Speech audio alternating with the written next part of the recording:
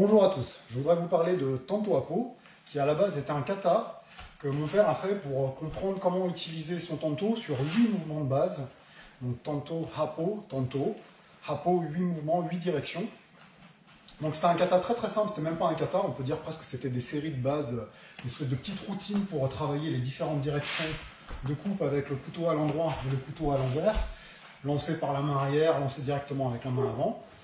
En fait, ce kata, il était bien plus riche que ça, puisque petit à petit, il l'a développé dans un autre kata qui est devenu Yosekan Happo, où sur les mêmes bases, on commence à comprendre qu'il y a un travail de la main arrière qui vient s'effectuer. Donc la main arrière vient accompagner la main avant. Et en fait, ce kata, on peut le développer bien sûr sur toutes les armes du Yosekan Budo, les armes coupantes, le yai, le tonfa, boken, jo, bo. Donc, par exemple, si je pars d'une arme longue, donc là c'est un boken, mais je vais l'utiliser comme un bo.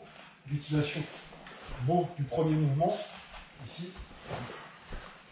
L'utilisation de jo du premier mouvement. L'utilisation boken du premier mouvement. Pour arriver à l'utilisation tanto du premier mouvement, l'utilisation atelier du premier mouvement, l'utilisation clé du premier mouvement, projection du premier mouvement, ou même, pourquoi pas, projection du premier mouvement. Merci beaucoup.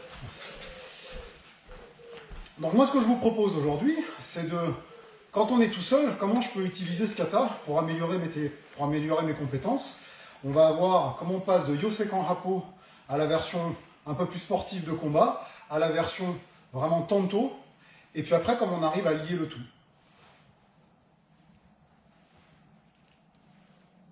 Yosekan Happo!